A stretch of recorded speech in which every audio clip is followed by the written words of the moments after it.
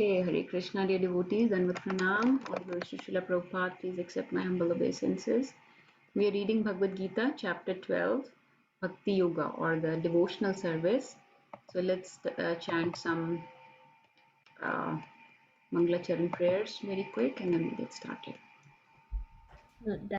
ॐ अज्ञानतिमिरन्धस्य ज्ञानञ्जनशलाखया चक्षुरुन्मिलितं येन तस्मै श्रीगुरवे नमः। श्रीचैतन्यमनोभीष्टं स्थापितं येन भूतले रामण्यं ददाति स्वपदान्तिकम् वन्देऽहं श्रीगुरुः श्रीयुतपदकमलं श्रीगुरुं वैष्णवांश्च श्रीरूपं सागराजतं सागमनाथान्वितं तं सजीवम् साद्वैतं साधूतं परिजनसहितं कृष्णचैतन्यदेवं श्रीराधाकृष्णपादान् ललिता ललिता श्रीविशाखान्वितांश्च श्री हे कृष्णा हे करुणा करुणा सिंधु सिंधो करुणा सिन्धु दीनबन्धो दीनबन्धो जगत्पते जगत्पते गोपेश गोपेश गोपिका गोपिकान्त कान्ता राधा कान्ता नमोस्तुते। नमस्ते तप्तकाञ्चन गौराङ्गी राधे वृन्दावनेश्वरी कृष्णानुसुते वृषभानुसुते देवी प्रणमामि प्रणमामि हरिप्रिये कल्पतरुभ्यश्च वाञ्छाकल्पतरुभ्यश्च कृपा कृपा सिन्धुभैव च पतितानां पावनेभ्यो पावनेभ्यो वैष्णवेभ्यो नमो नमः जय श्री कृष्ण चैतन्य चैतन्य प्रभु प्रभु नित्यानंद नित्यानन्द श्री श्री अद्वैत गदाधर अद्वैताधर श्रीवासादि श्रीवासादि गौर गौर भक्तवृंद भक्तवृंद हरे कृष्णा कृष्णा कृष्णा हरे हरे हरे हरे हरे राम हरे राम राम हरे राम हरे हरे हरे। नमो नमो विष्णुपादाय विष्णुपादाय ओम विष्णु कृष्णपृष्ठाय कृष्णाय भूतले भूतले श्रीमते भक्तिवेदान्त श्रीमते भक्ति स्वामी वेदांता नामिने स्वामिना इति नमस्ते नमः। सरस्वती देवे सरस्वती गौरवाणी गौरवेण विशेष प्रचारिणे शून्यवादी निर्विशेष शून्यवादी पाश्चात्य प्रपदेशधारिणे। मुखं करोति मुखं वाचालं करोति गायते गिरिं संहायते यत्कृपातं गिरिं तं वन्दे यत्कृपातमहं वन्दे हम वन्दे गुरुदेव गुरुं परमानन्द माधवं कृष्ण दीनानाथान्वितं चैतन्य कृष्ण ईश्वरम् चैतन्य ईश्वरम् पूर्वे पूर्वे गौरचन्द्राय राधिकाय गौरचन्द्राय राधिकाय कृष्णाय तथा कृष्णाय भक्ताय भक्ताय कृष्ण तदभक्ताय भक्ताय नमो तद्भक्ताय नमः नमो नमः। हरे कृष्णा हरे Krishna Krishna. Okay, so we're reading chapter 12, devotional service or bhakti yoga. So, anybody has any questions from last time or any realizations? It was very difficult or important, actually, very important and a little bit difficult to understand. Very key shlokas of Bhagavad Gita we read last time from 12.8 to 12.11. Or if you would like to, somebody would like to share their, summarize these four shlokas or share their realizations, please go ahead. I know some people were not there last time, some of the devotees. Yes, Vedi, please. So Hare he Krishna Krishna, and I think it was verse 12.8 to 11. Krishna says that how like to get devotional service, focus your intelligence on me. If you cannot fix your mind and intelligence on me, then follow the regulative principles of Bhakti Yoga. If you cannot do the or practice the regulations, then just work for me. If you cannot do your work for me, give up the fruits of your work to me and try to be self-situated. He gives like a way, like if you can't do one, then here's another. If you can't do that, here's another, and like that. and he also says if you can't fix your mind and intelligence on me, as you said, have the practice the regulative principles, but also have a desires to attain me. He says that you have to have a desire to attain me along with following the regulative principles. Yes, yes, thank you, Vedi and Ravi Prabhu. Yes, very nicely summarized. So, we pretty much discussed all of it. I just wanted to go a little bit more into the details of this. And uh, let me just share these shlokas.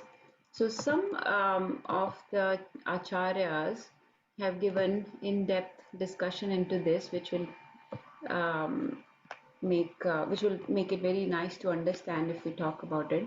So in text 8, Krishna says, fix your mind upon me and engage your intelligence in me, right? So he's talking about engaging mind and intelligence, like absorbing your mind. For example, when we chant, right? Chanting is engaging your mind. Engaging your intelligence means, for example, when we read scriptures, like right now when we're reading Bhagavad Gita or whenever we read Bhagavatam, that is engaging our intelligence. Or let's say you're planning a service, like we're planning MSF next week, right? So you use your intelligence to organize an event or some kind of services. So you're using your intelligence, right? Now, if I was to ask you, let's say all of you, which one do you think is superior, engaging your mind in Krishna or engaging your intelligence? What is the answer that comes to you? Which is superior? Who will like to answer? Engaging your mind. Engaging your mind. Okay. Anybody else would like to say?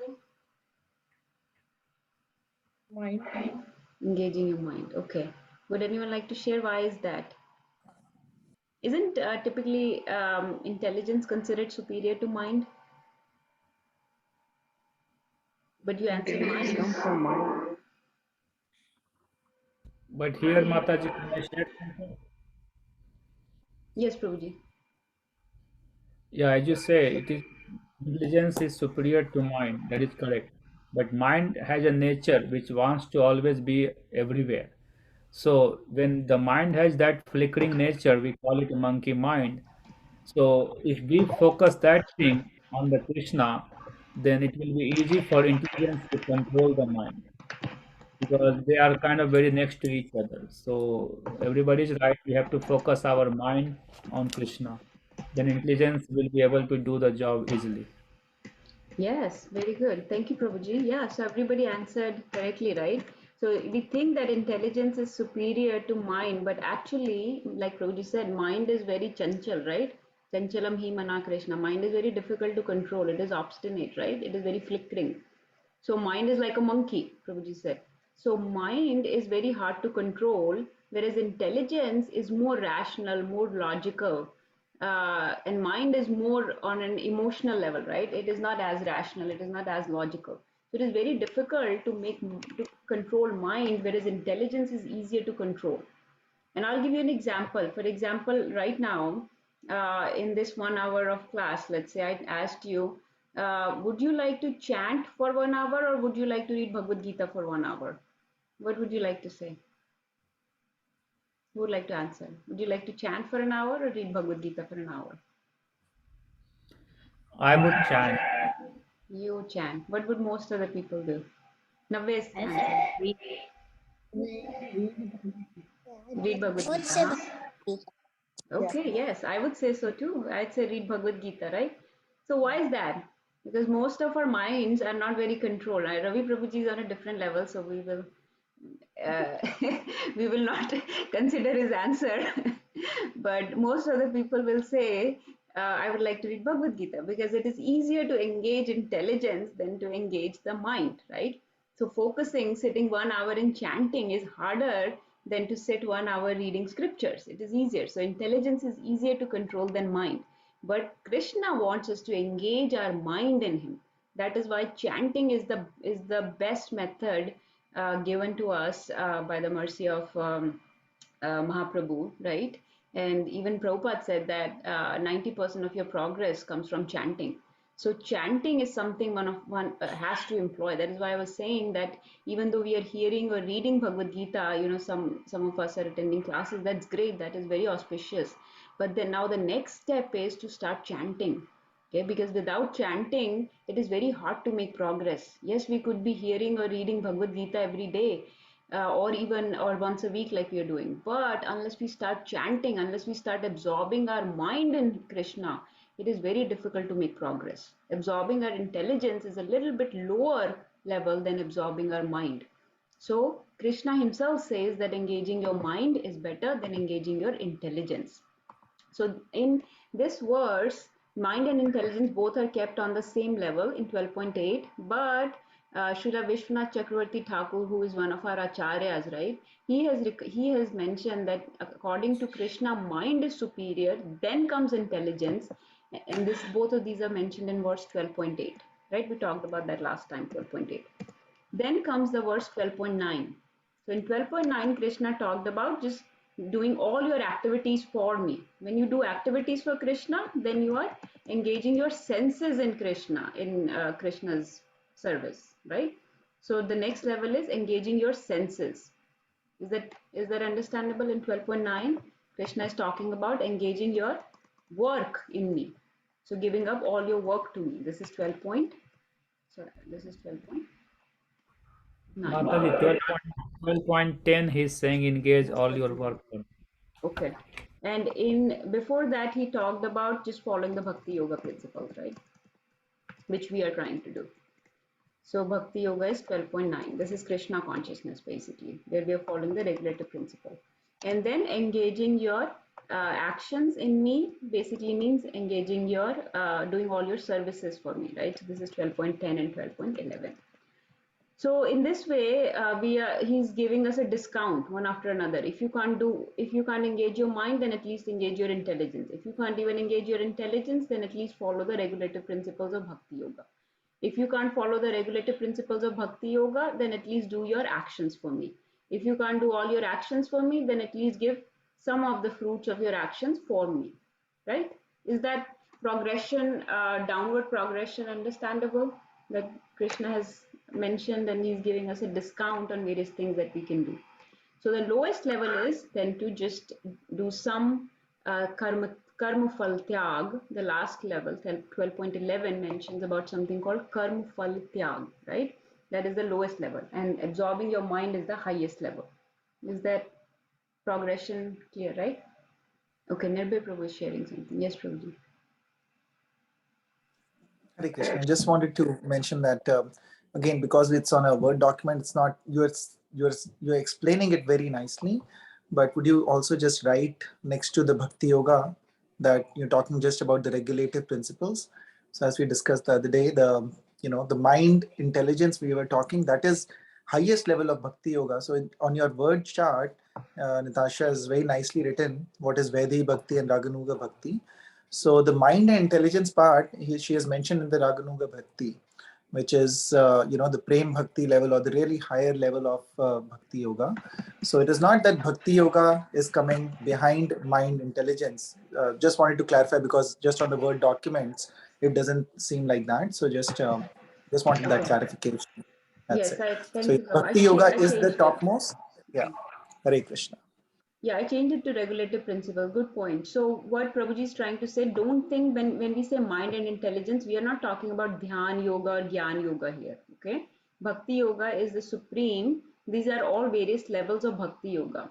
So the person who's able to engage their mind and intelligence spontaneously in Krishna is mentioned in 12.8. For example, our acharyas, right? They have, or our Goswamis, right? Or gopis, let's say, whoever are the highest devotees, they are always engaged, their mind and intelligence is always engaged in the service of Krishna, right? They don't have to follow any disciplinary process like any regulative principles to be able to engage their mind and intelligence. Whereas us, we are in very initial or struggling phase of bhakti, where we have to follow the regulative principles and we have to control our mind and intelligence to engage it in Krishna, right? We are not spontaneously attached to Krishna. That is why in 12.9 Krishna says that by doing this you will develop a desire to attain me. You do not have a desire to attain me yet, you will develop a desire to attain me. Whereas 12.8 Krishna says those people who are already attached to me, they serve me with their mind and intelligence. But if you're not attached to me, then you follow the regulative principles and you will get attached to me. You will develop a desire to get attached to me. And then if you can't even do that, then he gives the further lower down processes of karma yoga, right?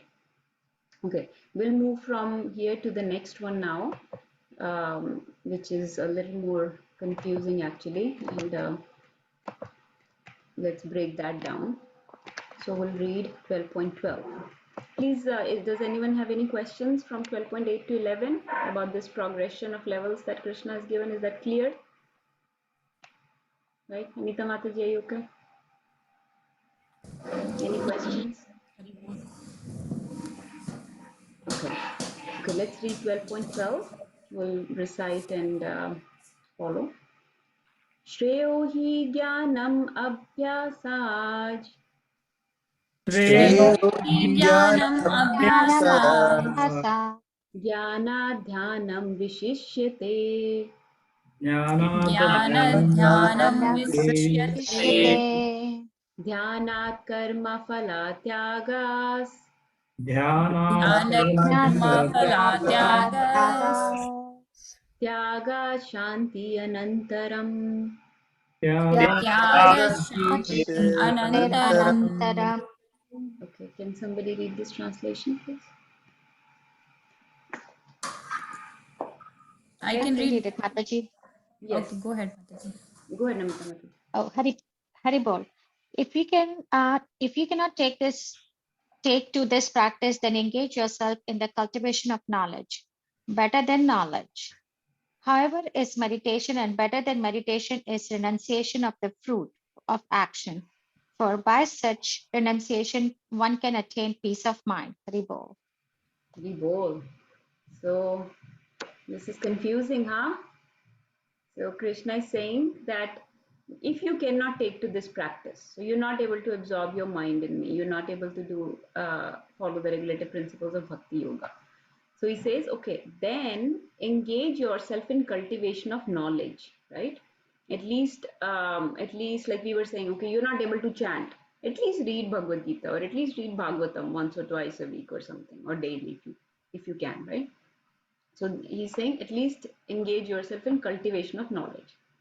Better than knowledge, however, is meditation. We just talked about this, right? Better than knowledge. Yes, knowledge is good, but it is still better to be meditating upon Krishna, meaning like chanting is better than just acquiring knowledge. So, for example, we know of so many devotees, so many people. Like if I think of people in my family, you must know there are some like my dadi, and you must have some people in your family. They don't read necessarily scriptures every day or weekly or routinely, but they are very much engaged in chanting names of Krishna. They are very much attached to remembering or meditating upon Krishna or doing deity service, right? So in with their mind, they are very much focused on Krishna. So Krishna is saying that meditation, that chanting is better than acquiring knowledge, right? Thinking about me, engaging your mind is better than engaging intelligence. We already talked about this point. So far this point is clear in this verse. Then the next thing, which was very bewildering to me, is better than meditation is renunciation of the fruits of action. For by such renunciation one can attain peace of mind. So he's saying, but better than meditation is karma phal tyag, which in that series we just did, that was the last step, that was the lowest step, karma phal tyag, or renunciation of the fruits of action. So how is Krishna saying that's better than meditation? Didn't we just establish that meditation is most supreme? So how come renunciation of the fruits of action suddenly became most supreme?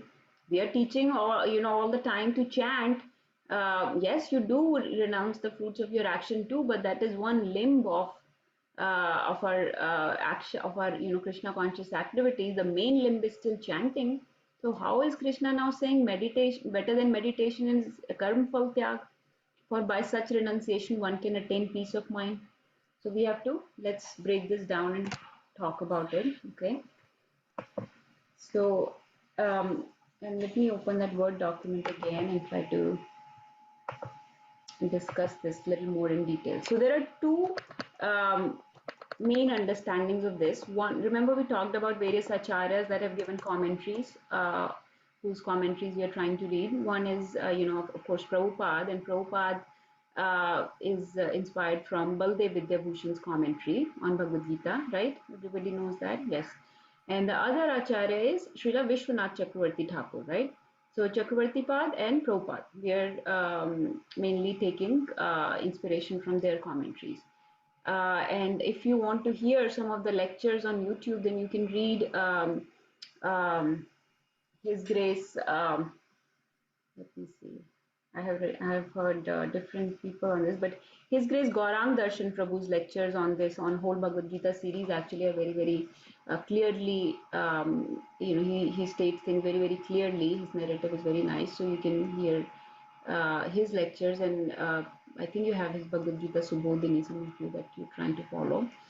So let's break this down. So we already said that mind is superior to intelligence, and we said intelligence is superior to any actions in Krishna consciousness or karma yoga, whether it is nishkam and then sakam karma yoga, right? We said nishkam and sakam karma yoga, right? So this was the series that Krishna described in 12.8 to 12.11. And now he's saying definitely mind is superior to intelligence, but the renunciation of your fruits or karm phal tyag is better than meditation. So that is the point we're trying to understand. Okay.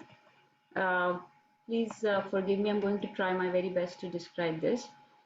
So what this means is, and if you read Prabhupada's translation, it is actually, there is a word here which is the loophole. The word is, if you cannot take to this practice.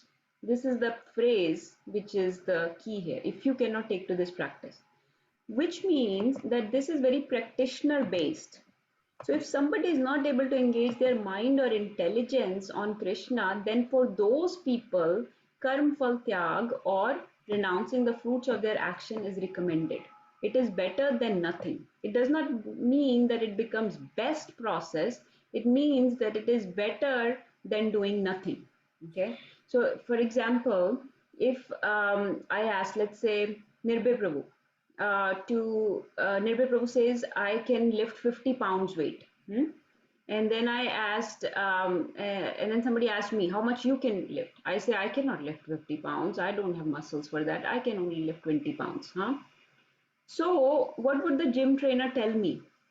Would he tell me to still lift 50 pounds even though I'm not capable of lifting 50 pounds?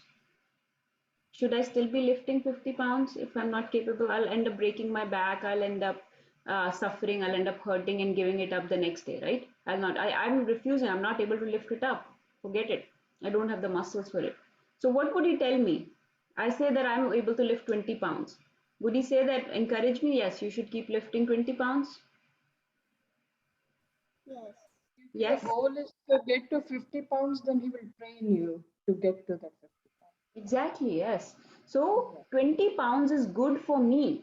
So it is very practitioner based, meaning that 20 pounds does not become better than 50 pounds, but it is better than not doing anything. It is better to do at least that than to not do anything.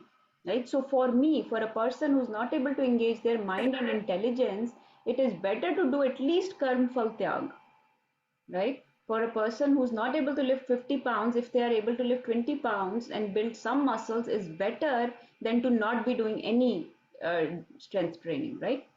So in this way, this shloka is spoken that mind and intelligence is superior, supremost. It is the best thing to do. If you can read scriptures, if you can chant, that is the best thing.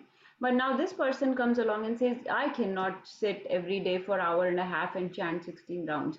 I cannot read Bhagavad Gita. I cannot make time for reading Bhagavad Gita. I'm not able to understand Bhagavad Gita. I will not devote that time. So then one will tell him, okay, at least renounce some of the fruits of your action. And in this way, you purify yourself and attain peace.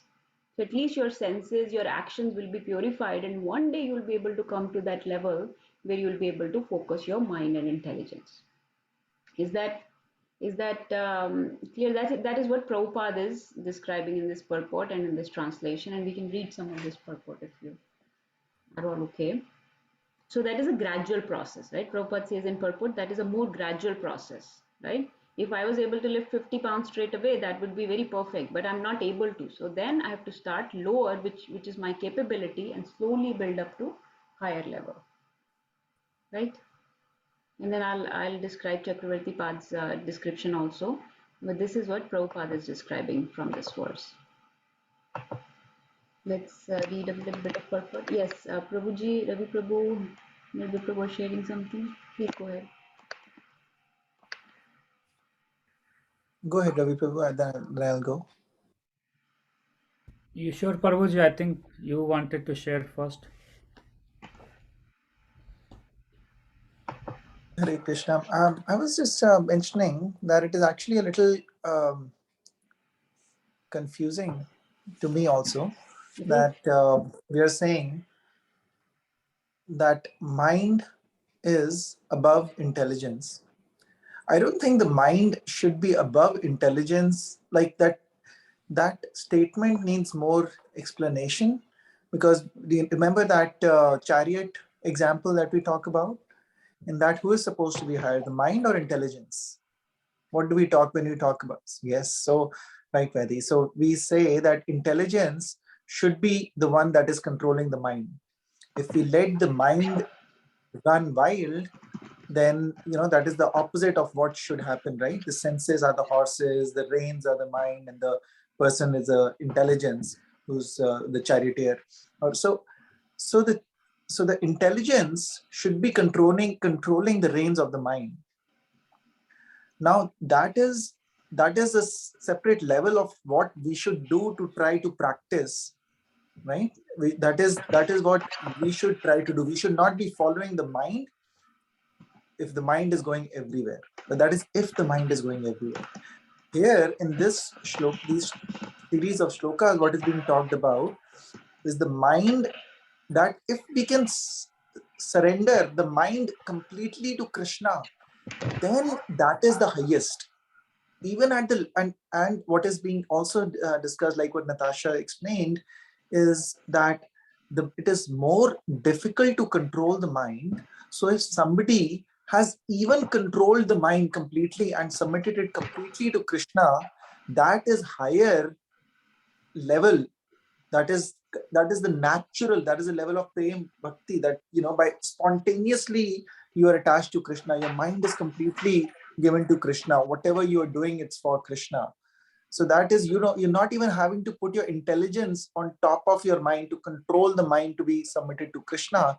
It is already at that level. Like she said, like, the Goswamis and everybody, their mind is already at the level that they are completely submitted, completely thinking about Krishna all the time.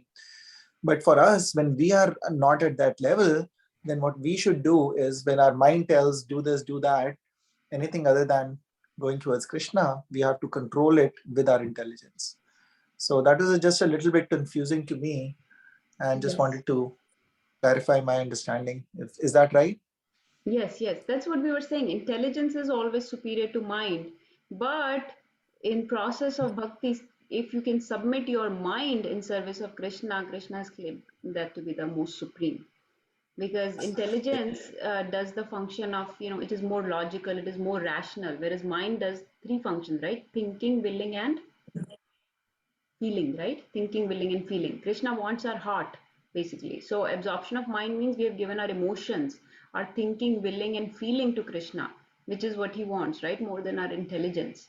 So with intelligence is a lower way. So that is why first thing we do is we start sharpening our intelligence with the help of Guru Sadhu Shastra, right? We start learning what to do, and then only we are able to focus our mind, because mind is very, very fickle, very, very naughty, hard to control. So unless we have sharpened our intelligence, we cannot control the mind. But once we have controlled the mind and surrendered that in the service of Krishna, so that when we chant, we are not distracted, we are completely focused on each and every syllable that we are pronouncing, right? That is the complete submission, and that is what Krishna is telling us is the supreme. So intelligence is the means to get to the mind. So yes, Prabhuji, that is very, very right, and you correctly shared that. Yes, Ravi Prabhu, please go ahead. Yes, Mataji, after I read this, this is what it comes to me. I mean, confusion, yes, there will be little confusion, but as you explained so well, Krishna is saying here very clearly that he's not comparing anything here. He's just saying if you cannot do the bhakti yoga, then at least start, as the Prabhupada also has put in the purport, you have to get the knowledge, as you just said, you have to use the intelligence, because we always say why has to be important. If there's no why, importance in why, then how is like not happening. So if we get the knowledge, that is what the why will become. Okay, why do we have to do this bhakti yoga? What is the purpose of it? So what Krishna is trying to say, according to my limited understanding, is if you cannot do the bhakti yoga, then at least go for the knowledge. Read the shastra and get your concept clear. Why are you here? Do your jigyasa, the Brahm jigyasa. Who are you? Why are you here for? And then once you know that, then obviously you will take up the path of meditation, which will be the chanting, and then you will put your mind to me, because mind will wander everywhere. So you need to have an anchor, and that anchor will be my name. So once you start doing the Nam Sankirtan, if you start doing the Navabhyas, you will be doing a meditation. And once you start meditating, then the self-realization has to happen, because then people will start the realization, and then everything will be revealed to a person. All the jiva will know what is the purpose of him being here or her being here, and what he or she has to do. But before that, as we have learned very much in the Karma Yoga, the Niskam Karma is recommended if you want to be free from the bondage, because people are not getting the peace of mind. So here in the end, he's saying the Shanti part. How do you get a peace of mind? If you keep putting a stamp on everything, this is mine, this is our, I did this, I did that. So once you keep stamping all your activities throughout the day, you are never going to get a peace of mind, because there is no end of it. So he's saying, if you want to get a peace of mind, then at least start renunciating your fruits of action that you're doing. So once you have a peace of mind, then sukham will come. Who doesn't have a santi? There is no sukh. So that is why he's trying to say, according to my understanding, okay, if you really want the santi, peace in your life, then don't put a stamp of my, I, and just do your action and go from there. And once you get to that level, then understanding will come. Yes, then I'm not the one who is the doer. So who is the doer? Then person will do the inquiry, and they will read the shastra, they get the knowledge, then they will proceed toward the meditation, and then ultimately the bhakti yoga and the prem bhakti. This is what I understood, Mataji. Yes, Prabhuji, thank you so much. Yes. So Prabhuji very rightly mentioned that we should not feel that we are the proprietor of everything or doer of anything, right? We've learned all that concepts before. We are just a servant, right? We are just, whatever is given to us, we are trying to manage it responsibly like a manager, right? And we cannot claim any right to anything. It's like as soon as you claim any right to it, you get contaminated. So this is one way to purify ourselves. Like for example, in a bank teller, when he's working in a bank, right? He has access to all this money, but does that money belong to him? No, right? This money belongs to other people. He's just managing it for them. He's just counting it and putting it in their respective accounts and stuff, right? So it does not belong to him. So he can handle so much money, but he can never put a claim on it. He can never say this is my money. The day he claimed even $1 out of that money, he will be called corrupt, right? He will get contaminated. From that day, he will be thrown out of the job, because he cannot claim even $1 out of those millions that he has been given. They are just given to him to manage responsibly, not to claim that they're his. So anything that we are given, all these resources have to be used in service of Krishna, whether it's any profession, any family members, any skills one has, abilities, right? Krishna says, I'm the ability in mankind. So any abilities have to be used in service of Krishna. So that is the concept of karma phal tyag that Ravi Prabhu explained. And we were talking about how meditation, we were talking about the progression between different things. Yes, karmfal tyag will purify us, right? It will give us peace. Krishna says it gives us peace. But let's read. I have just talked about Prabhupada's discussion so far. I want to finish that cycle of thought. Let's read this part of the purport. Can anyone read it? Anita Mataji, you want to read it? Yes, Mataji. In summary, to reach the Supreme Personality of Godhead, the highest goal, There are two processes. One process is by gradual development and the other process is direct. Devotional service in Krishna consciousness is the direct method, and the other method involves renouncing the fruits of one's activities. Then one can come to the stage of knowledge, then to the stage of meditation, then to the stage of understanding the super soul, and then to the stage of the supreme personality of Godhead. One may take either the step by step process or the direct path. Haribo. The next line says the direct process is not possible for everyone, therefore the indirect process is also good. So which means that the direct processes of the bhakti, which involves using your mind and intelligence in service of Krishna, but not everybody can do that. So then the indirect processes of renouncing this is a slower process, right? Like Ravi Prabhu was explaining, you will start purifying yourself. When you start purifying yourself, you will be more situated in the mode of goodness. You will have hankering to get more knowledge. When you have more knowledge, you will realize, oh, Vasudev Sarvamiti, and then you will start focusing your mind on him. So ultimately, you will again come to that level, but it will be very indirect, slow process, and it will take a while, right? So indirect process will take a while, and we don't know how much time we have. That is why we are just straight away in this process of Krishna consciousness. Prabhupada has given us the path where you straight away start focusing your mind and intelligence, and especially your mind with chanting on Krishna, right? I want to share also the next understanding, which is a little bit easier actually, from Vishnu Chakravarti Thakur's commentary on Bhagavad Gita. So if you look at the shloka, Krishna says, Shreyo hi jnanam abhyasaj, meaning jnana is better. If you cannot take to this practice, then do jnanam. Shreyo hi jnanam, that jnana is shreya, is better. Jnana dhyanam vishishyate, but better than jnana is dhyan or meditation. Dhyanat karma phalatyaga. So Chakravarti Path says dhyanat. Dhyanat means by meditation. With meditation, you will be able to give up your karma, like you'll close the loop. You'll be able to give up the fruit of your work. You will come to that platform by dhyanat. By doing meditation, you will come to that place where you can renounce the fruit of your activities, and that will give you shanti, anantaram, eternal peace. That will give you the eternal peace, right?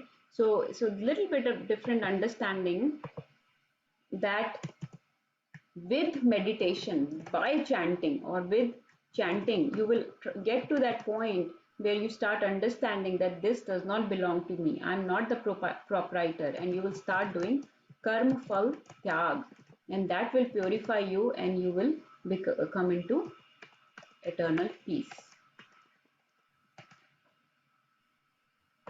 So chanting will basically cleanse you. It will cleanse your consciousness. This is what we've been saying from day one, right? That chanting is needed to clean our consciousness.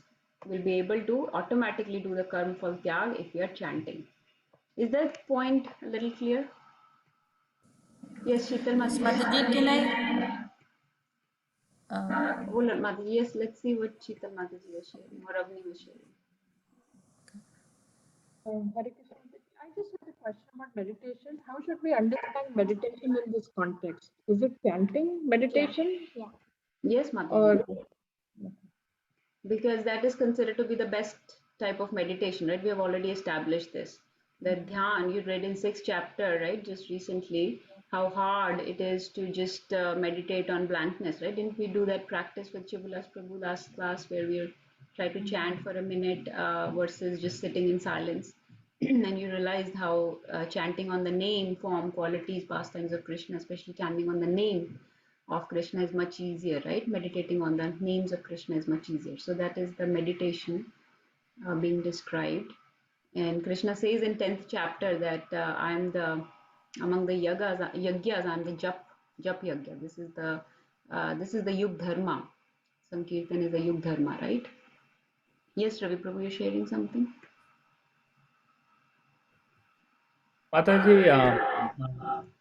that Acharya, that Chakravarti Acharya Prabhuji, I think his understanding, whatever he's commenting, I can relate little bit because what you just said makes sense also because generally people will not start renunciating their results. That it requires some knowledge because they don't know, they think they are the doer. So in order to get out of that, it makes sense that okay, one person is kind of meditating and then understanding that hey, I'm not the doer, and then it will start the process again. So I think it's like कान यहाँ से छुए या यहाँ से छुए, छूना तो है ही.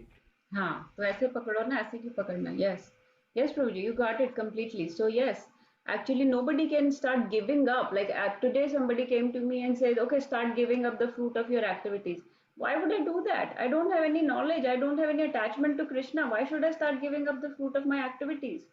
So I have to have some knowledge and some attachment to Krishna, and that is what exactly Prabhupada gave us, this beautiful process, right?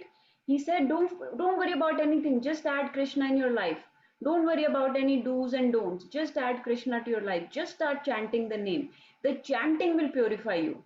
Chanting on the names are so powerful, they will cleanse you. All those things that you want to do, karm phal tyag, all this is so hard by itself, but by chanting you will be able to achieve all of those things. You will be able to do karm phal tyag, you will be able to cleanse yourself, you'll be able to get detached from all your bad habits, you'll be able to give up whatever smoking, illicit relationships, gambling, everything.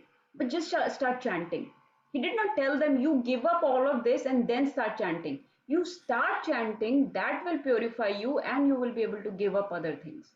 So this is what this shloka, that is why I was saying this shloka is a little bit hard to understand, because we are following the series of things where we saying, okay, absorption of mind is better, then absorption of knowledge is better, then comes karmfal tyag. But then Krishna is suddenly reversing everything on us and is telling us karmfal tyag is most superior.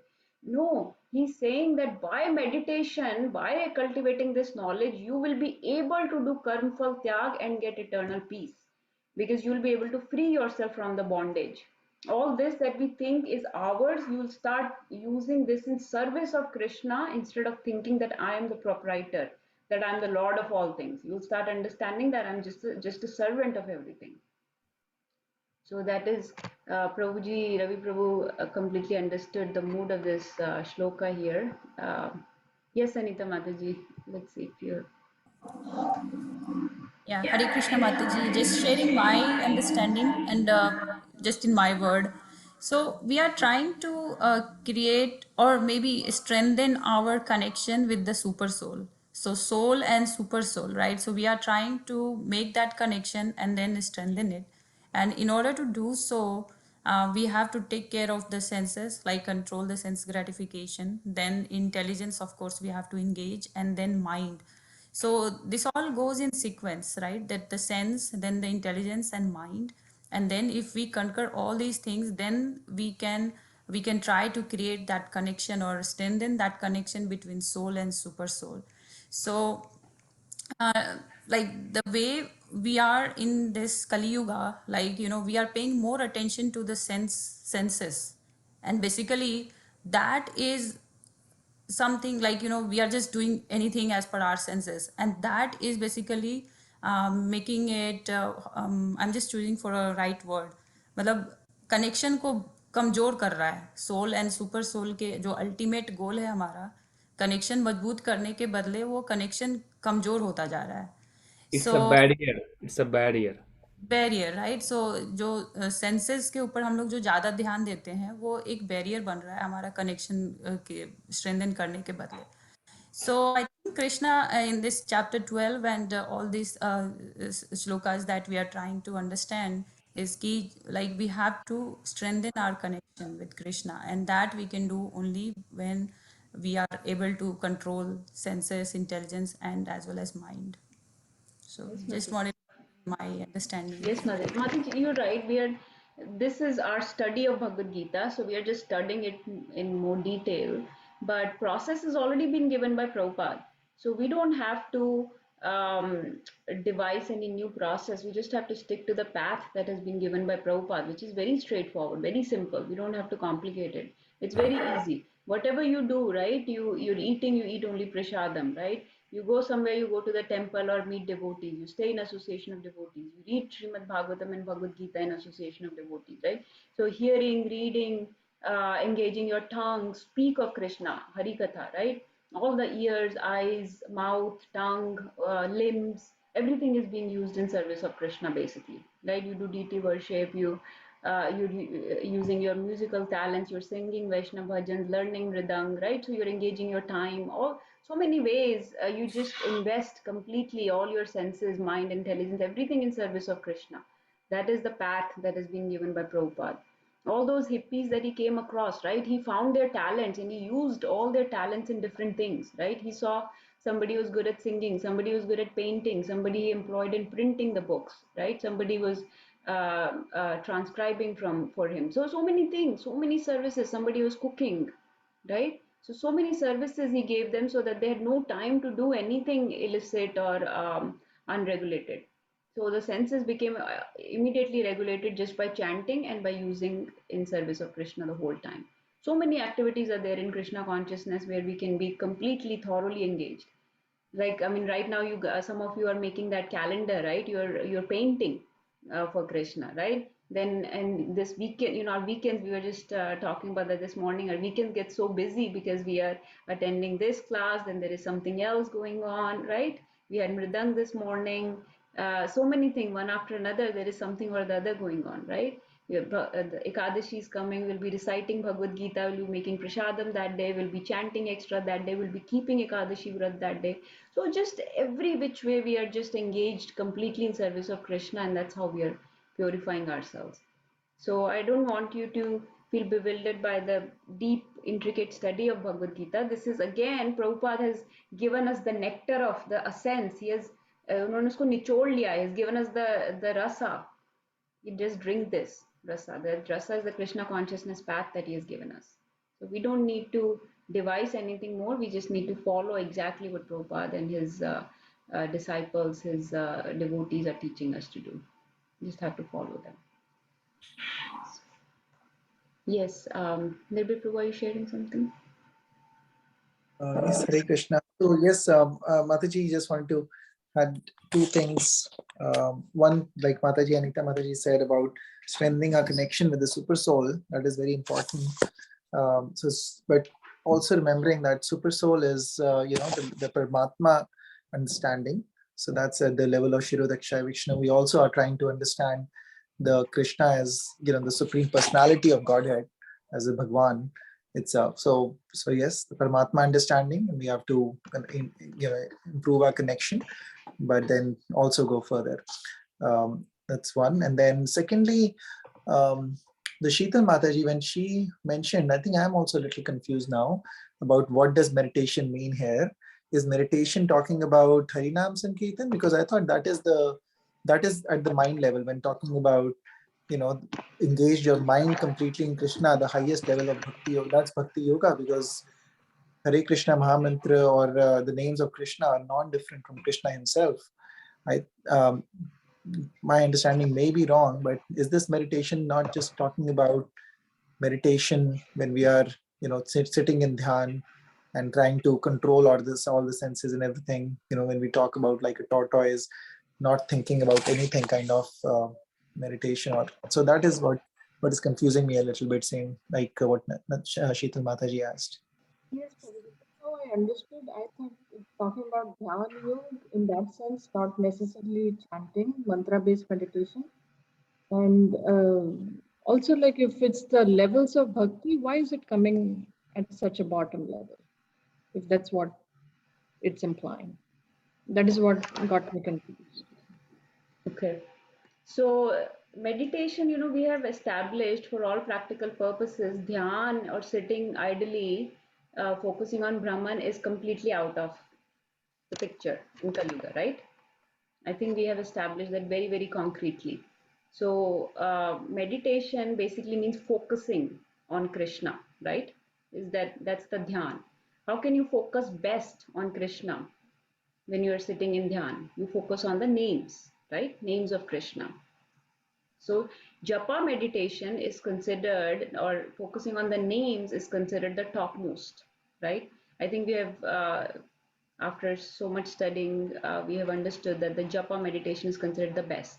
So meditation here is not just referring to just sitting in thinking on blankness. It means, for our purposes, it means focusing on the names, okay? Not just as one limb of, and remember that all the limbs of Ashtanga Yoga are also used in Bhakti Yoga. It's not like they're taken separate. We use everything in service of Krishna. So sitting in a good posture, or focusing on your breath, focusing on the names, everything, every limb of Ashtanga Yoga is also used as part of a good chanting, right? So, but the chanting is considered the meditative process of Kali Yuga, right? This is how we do the dhyan in this age, if you want to see some good results. Now, this process by no means is coming at the bottom. Mataji, I don't know what you mean. We already decided that Krishna says that absorbing your mind is considered the superior, the most supreme engagement. So that is coming at the top level, which is bhakti, right? Bhakti yoga is a top level. So focusing on Krishna's names is considered the topmost, and that is exactly Krishna is saying, Man manabhav mad bhakto, right? And here also he's saying that focusing your mind is considered superior than focusing your intelligence. So it's not coming at a lower level. And he's saying by dhyanat, you'll be able to do the karm phal tyag. You'll be able to achieve everything else. So with chanting, with meditation, you'll be able to achieve everything else. So definitely meditation here is not referring to focusing on Brahman. That point has been refuted by Krishna in the first 5 verses of this chapter already. In the first 5 verses, he gave in very, very detail that focusing on impersonal is not even a path for you. He said in 12.5, right? Klesho adhiktaras tesham avyakta asakta chetisham avyakta hi gatir dukham dehavadabir abhapyate. So that focusing on Brahman has been strongly refuted by him. It is gone. It is, forget about it. He is saying focus on me. Personal bhakti is the way to go for you, right? So personal bhakti meditation for us means focusing on his name, form, qualities, and pastimes. So that is why we chant on the beads, focusing on each and every name. Hare Krishna, Krishna Krishna, Hare, Hare Ram, Ram Ram, Hare Hare. So that is the process for Kali Yuga. That is the meditation. Every time word meditation is mentioned, we are not sitting idly focusing on blankness or nothingness. We are chanting on the names on the beads, right? So that process, Krishna says, meditation is considered the superior, and with dhyan you will get other things also. You'll be able to get eternal peace, right? He said you'll be able to get eternal peace. See, so dhyanat karm, so with dhyan everything else will come around, karm phal tyag, and you will be able to get shanti or eternal peace. So I don't know why you think Madhya is coming at the bottom. I think it is, he's saying that that's superior. I look at like from 12.8 to 12.12, I thought it's like he's giving a hierarchy Right. from best to the lowest. And then I'm thinking that when meditation is coming second last, he's talking in context to the dhyan yoga, not necessarily to the chanting. To me, it's like a higher level. When you're absorbing your mind and intelligence, और आप जपा कर रहे हो और आपका ध्यान आप लगा रहे हो, mind लगा रहे हो उसमें, तो थोड़ा high level हो गया. So Mataji, that is what we discussed. We discussed in And 12.8, right? yeah, but like in this context, the dhyan I thought is coming, thinking about not the japa part, like not chanting Krishna's name, but like That dhyan he lagao. refuted already. Remember with the first 5 Yeah. verses he refuted already. Yeah. So meditation on impersonal was like in the first verse, Arjuna asked, which one is better, impersonal or bhakti? He said bhakti, right? And then he went on to describe it that both paths are okay, both people are very pious people, but those that follow the impersonal path will come across a lot of struggle and hardships. Klesho adiktaras teshan, they'll have kleshas. Klesha means a lot of struggle, and their path will be very difficult. Avyakta asakta chetisham, those who are attached to the avyakt or unmanifested darkness or blankness, their path is very difficult. Avyakt means no vyakti, right? There's no person, it is avyakt, right? So unmanifest or avyakt is very hard to follow. So that part is not even mentioned here. The meditation is focusing on Krishna, and focusing on Krishna's names, and Krishna is not different, right? There is no difference between Nam and Nami where Krishna is concerned. So his names are not different from Krishna. So every time you're chanting, remember that Krishna is sitting right there. So you are in direct association of Krishna. Okay. So in 12.8 to 11, 12.8, the first thing he said was focusing your mind is the supreme thing. And then again here he's saying that if you do this, with this absorption of mind, you will be able to achieve eternal peace. Is that okay, Mataji? Did that sequence make sense or no? The difference between 12.8 and 12.2, yeah, 12.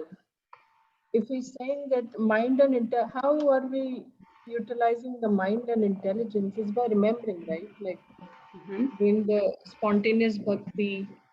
Mind is, Mataji, chanting. Absorbing your mind is chanting. Then again, why are we saying that at 12.12 also aap wahi karo? Like how is 12.8 and 12.12? Meditation at 12.12 is different from 12.8. There's no difference. It's chanting. Both times, 12.8 also is saying absorb your mind in me is chanting. 12.12 also absorption of mind is chanting. Hare Krishna. I think like just like Sheetal Mataji is saying, let's read that purport. I think in that purport, it's the last shloka that is there. It is seems like it is because meditation is mentioned as in the gradual process. So it might be let's read this. Can I read it? How about we watch a video instead?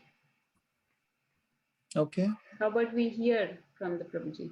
I'm not sure I understand Mataji's confusion, so that's why I don't know if reading Mataji will is help. saying that Mataji is saying that meditation in this particular verse is not talking about Harinam Sankirtan, which is the highest here, because meditation is mentioned after, when you read this translation, it is mentioned that it is you're talking about knowledge, and then it says that knowledge, better than knowledge is meditation, which will lead you to karm phal tyag. So Prabhuji, I think it we is should coming in between. No. It is not being told as the highest level, and what we are saying is the highest level. Highest level The is meditation or chanting on Krishna. On Krishna. On Then Krishna. comes intelligence, and then he Yes. says with that meditation you will be able to give up your fruits of activities to me and purify yourself and get eternal peace. So meditation, Mataji, is not referring to any Brahman or anything. That point has been refuted. It is just chanting. So don't get confused when the word meditation is used. We are not talking about just sitting empty in dhyan. Let's see, Namita Mataji is sharing something. Actually, maybe we can request Shubhlas Prabhu is also here. Maybe he can throw some light on this.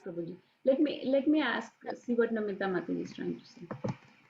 Okay, so Haribol, so how I understood or how I kind of get this in a gist is once you start chanting, you get closer to him, and you open up to learn more. It's once you start chanting, that's why we say, okay, the first thing in Krishna consciousness, that's how I got started, was chanting. My mom said, just chant one round of beads, because that opens up a lot to other doors.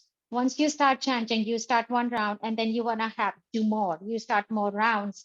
And once you get to 16 rounds, okay, what else can I do for, towards Krishna? You're opening more doors.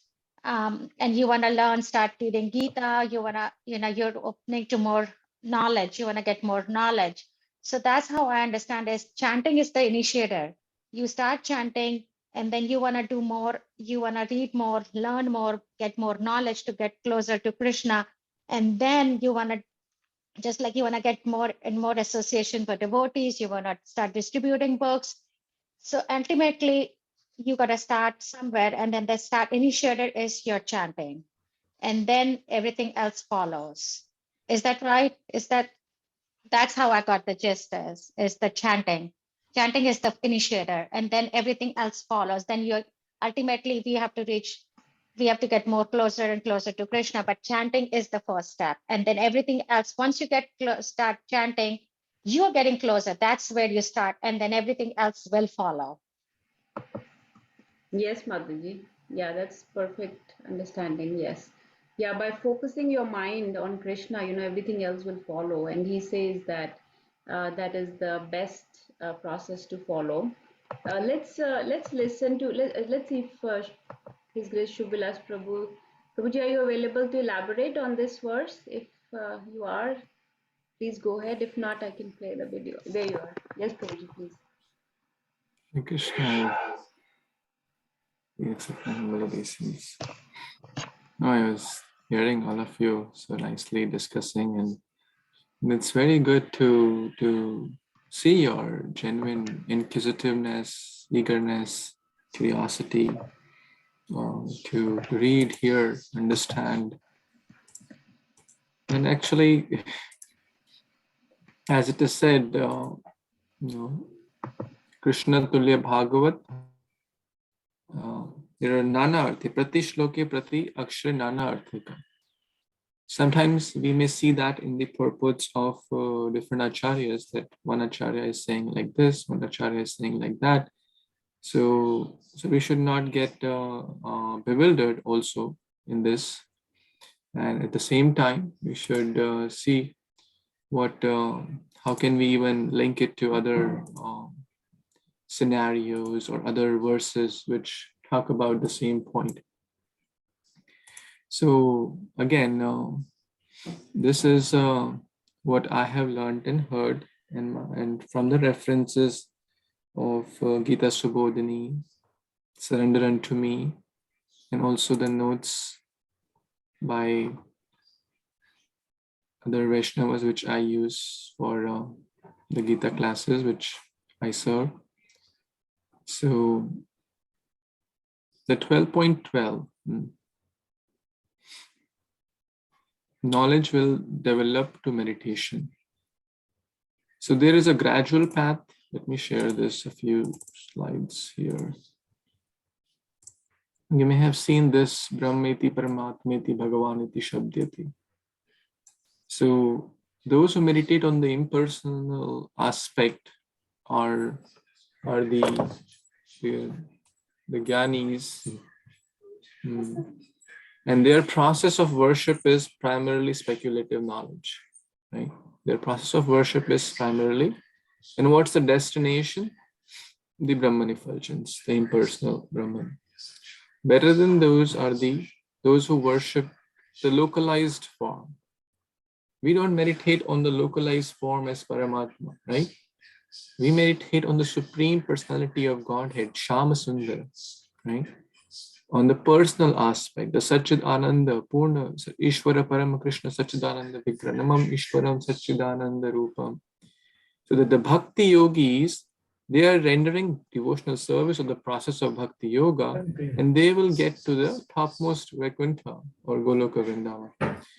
So the meditation referred here in this is, in my humble opinion, and based on what I'm understanding from Prabhupada's purport, is referring to the localized feature, which is the Paramatma. And just to prove that further, we can read the purport here, which basically says that gradually knowledge will develop to the point of meditation. By meditation, one can understand the Supreme Personality of Godhead by a gradual process. So a gradual process. Bhakti is like an elevator, it's like a fast track process. But those who gradually do the dhyana path, in that process, that sort of meditation is preferred if one is unable to do the devotional service. So when we say chanting on the holy names, that is a very personal meditation. So if we consider that as in this verse, that's like the Bhakti Yoga process. But if you are understanding the meditation on the impersonal Brahman or the Paramatma aspect, which many sects do, many people do. that is considered a very gradual process. And what is that? In the cultivation of knowledge, these are the processes which make one understand that one himself is supreme. So I am that. There are a lot of people who do it, like the Brahma Kumaris and others. Soham, Shanti, Shanti, Shanti. Soham, I am that. I am that. Right? So I'm that supreme. The other meditation is that you continue meditating on the supreme, the Paramatma, and you will also merge in that effulgence, or you will be that, which is not the best thing to do, but it's at least it's a very slow path, very, very slow path. So if one is unable to meditate in such a way, then the prescribed duties. So these are some of the thoughts. But again, Bhakti Yoga is supreme. Ultimately, all of you are doing the Bhakti Yoga process. If one is chanting, one has already gone through all these paths. As mentioned in the Srimad Bhagavatam, one has gone through all these paths, the impersonal meditation, the Paramatma, the giving up of other things.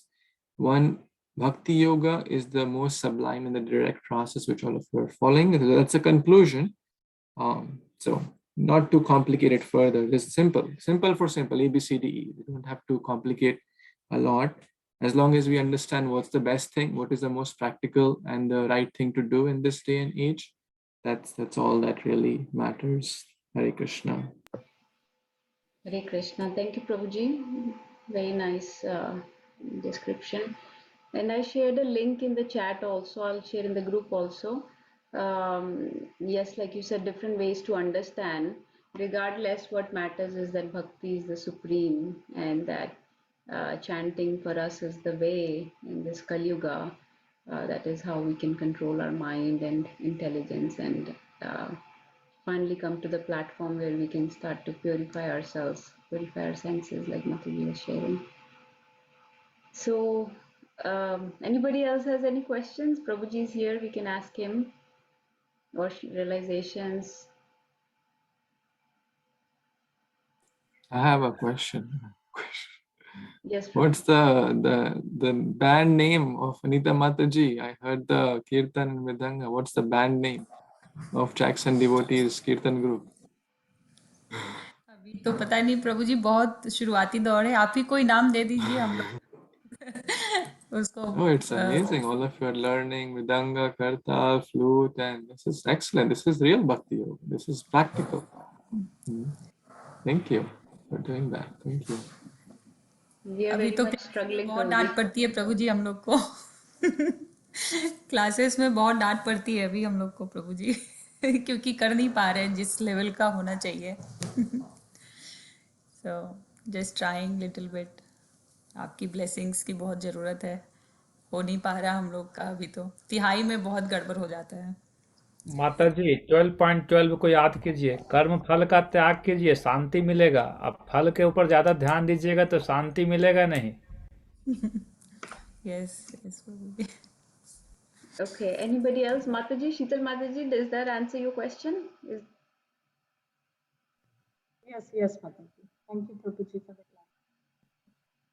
And please, you can listen to that lecture that I sent. It has, that's where your Gita Sabodhini is from. That's what Prabhuji, that's written by Prabhuji, Gaurang Darshan Prabhu. And so he gives the full detail from 12.8 to 12. So it will come in series for you, so you understand the sequence of things that he's explaining. And there are many different names he will mention, and he's using Chakrabarti Pad and Prabhupada, both their commentaries. Both have a little bit of different understanding, but ultimately, like Prabhuji said, ultimately it comes to the fact that we have to absorb our mind in Krishna, and we have to use, we have to use the path that has been given by Prabhupada, which is the path of chanting and using all our resources in service of Krishna. So ultimately, we will be able to achieve eternal peace with that. I don't know. I don't think we have any more time to do any more. The next 13 to 20 are on the same line. Then you will see how Krishna is talking about bhakti, because every last line of that, of each and every verse from now on, I'll just give you a glimpse so you see what we are talking about. Actually, I had opened this for you to see, but here, let me just quickly show you so you see what nectar of bhakti Krishna is sharing with us. He's telling us what kind of devotees is dear to me. So he gives various qualities and then he says, such a devotee of mine is very dear to me. And he says, such a devotee is very dear to me. So he keeps he's sharing in each and every shloka what kind of qualities I'm looking in a devotee, and those qualities make that person very dear to me. Such a person is very dear to me. He keeps saying that from 13 to 20. So if any of us wants to become dear to Krishna, if we want to please Krishna, these are the qualities to absorb. This Yo Mad Bhakta Same Priya. So he keeps saying the same line actually. Yo Mad Bhakta Same Priya. You know, Krishna is the eternal poet. He's the Adi poet. So he says, keep saying this, that such person is very dear to me. So it will be very nectarian. It won't be as hard as the last few that we read. Yo Mad Bhakta Same Priya. So, but the application of these verses will be much harder because these verses talk about what we need to become in order to please Krishna.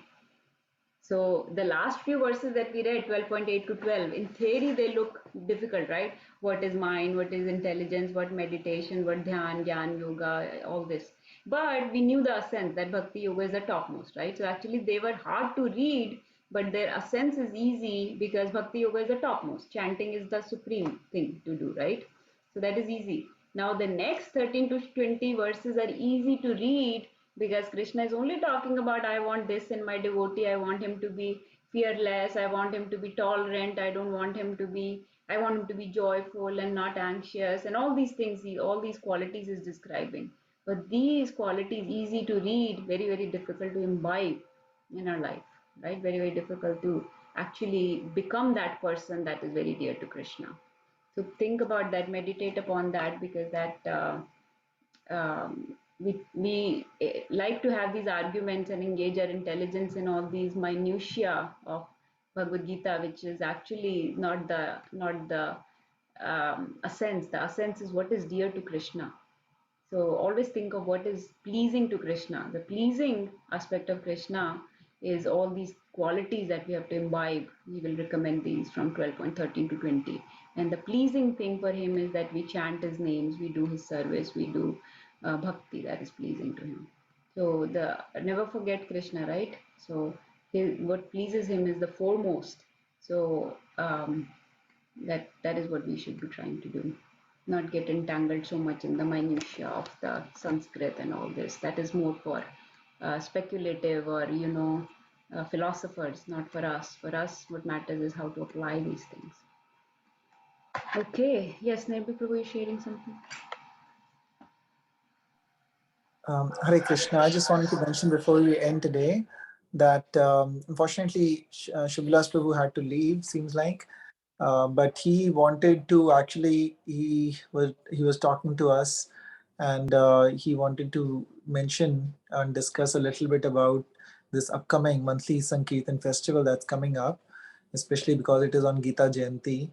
After in this time when Gita Jayanti is just happening on Tuesday, and what this is just following that, there is actually multiple. So I just wanted to share some of the thoughts that he had for us. And then, of course, Prabhu and other devotees are in touch with him. They can definitely get his personal association and call him and discuss with him more.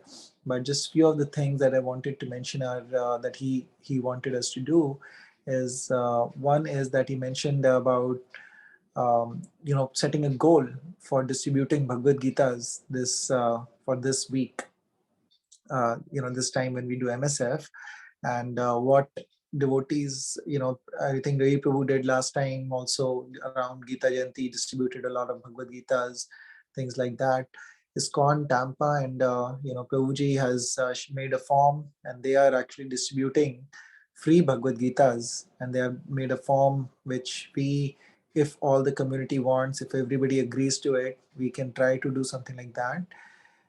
The goal is about, I think a realistic goal would be somewhere putting around 108 so that we'll push ourselves a little bit. And that is, under the guidance of Shubhalas Prabhu is what he suggested, that we should maybe try for about 108. And the timeline for that is, it counts from September to December, end of December is when the timeline counts for this. This is a map that Natasha has shared about, which Prabhuji shared about. These are the, what they, every place, what they have pledged or have a goal of how many Bhagavad Gitas they are going to distribute during this September to December time of this year. Let's say any that Natasha is showing, maybe let's say, also there's ISKCON Silicon I don't Valley, know if that's this where is a Vaisheshta pledge. is from. Yeah, I don't know if this is a pledge or if they have already, like 32 is a very random number to pledge. So I don't This know. is a pledge. This is so Prabhuji cleared that when we were discussing this morning, Okay. that this is like the pledge or the goal that they have, that we will do So like this much. Alachua 2500, Tampa 1500, ISKCON Silicon Valley I was showing where his grace Vaisheshika Prabhu is 50,000 Bhagavad Gitas. Yes. So many. Then so many Yeah, are so not we on the map. have That's still. about 108 is what we can maybe think about doing, which is somewhat realistic between, we can count the last MSF that we have too. I'm not sure how many we distributed that time. But the other thing is what they have done is, again, with the, what all the devotees want to do, and what they have is this form that we can even distribute Bhagavad Gita for free. One of my questions to Prabhuji was, or trying to understand was, usually we say we should not be giving it for free, right? So that it doesn't have that much value. No, I if don't we think even do those are free. for free. Those are even if you are giving for free, somebody's sponsoring them. Yes, so the idea of when we take money, it is to give them this, they should have a qualification, so they respect it. Exactly. And So let's say you're giving in a prison, right? We're not going to even ask donation for them. So let's say you're giving 50 Bhagavad Gita in a prison. Then somebody's sponsoring it. Let's say I say that I'll sponsor 50 Bhagavad Gita for a prison, right? So yes, the one who's donating is getting the spiritual credit, but the goal is to distribute the knowledge or Bhagavad Gita to different places. yes, both of them. So Yeah. again, the person for the free one also is, let's say that form when they fill, this is what Prabhuji said, is when you fill the form, somebody is still inclined towards it, then only they will fill up the form, even though it is free. And then they will have to come to, let's say, Balaji or wherever we do the MSF to pick the book up.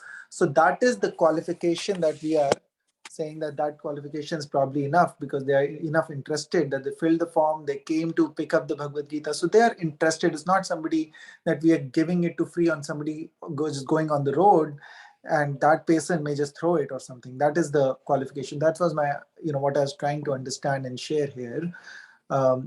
Definitely there's the thing that you are mentioning, Natasha, that's also true, that let's say somebody sponsors it and then we distribute it, so that is the person who is sponsoring gets that spiritual credit, definitely, for at least they get that credit, that they sponsored and are able facilitating the distribution of this Bhagavad Gita. So again, I think I'd like to open it to Natasha and then other devotees as to what their thoughts are as to what should our goal be. Should we confirm 108 Bhagavad Gitas to be sold or to be distributed by end of December? Hare Krishna. Let's see what everybody thinks. We'll have to spread the word, spread the form around. What do you think, Ravi Prabhu, Mataji? Abni saying 108 is good, huh? Yes, Do Ravi we Prabhu. know? Do we know how many have been distributed as of now since we started from July? Which It since starts from September. Yeah. I don't know, from July exact numbers. I don't think we have. We can probably count how many we had, but not problem, but we had some books that we had beforehand also, before we And we had started to buying count. for NSF. So So like since we are we from started, Michigan and distributed. I think since we started buying in October, I think. We did Can one we count? MSF after September. Yeah. since we have placed orders so far one time or two times. We One have time placed two Prabhuji has times. placed two times. One time Other than Prabhuji's. Okay, so at least if we don't know that number, maybe in today by today, then we can have some number in our head what we can do in another two. Like we already December is half over, so basically whatever will get it done on this MSF, and then maybe some more for our other friends that we can reach out.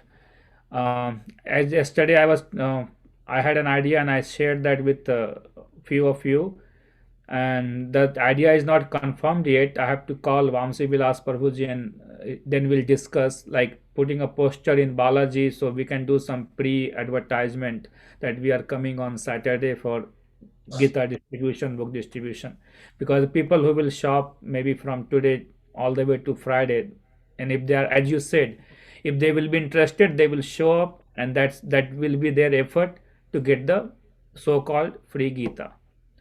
So I'll discuss that with Vamsi Prabhuji. He asked me to call him. Then I'll get back to you guys.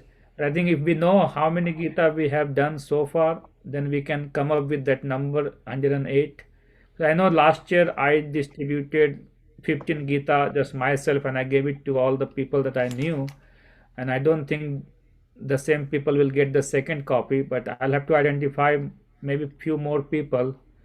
I don't know if on that note, I was thinking about Priyanka Mataji. I don't know if the Priyanka Mataji has a Gita in her home as it is. She got one from me, Prabhuji. Okay. So anyway, I mean, I think that should be our first thing to me. Let's see how many we have done so far from September onwards, or whatever we can come up with, and then we can come to a number because we only have 2 weeks to give the pledge number. Yes, Prabhuji. In a couple of days, I think we have to probably tell that to Shubhalas Prabhu to actually put it on the map, so he can help with that. And then the pledge number, what he said, and it did sound a little bit more to me, because on an average, what I think we can try to look at the number. It will not be an exact number because, as we said, we had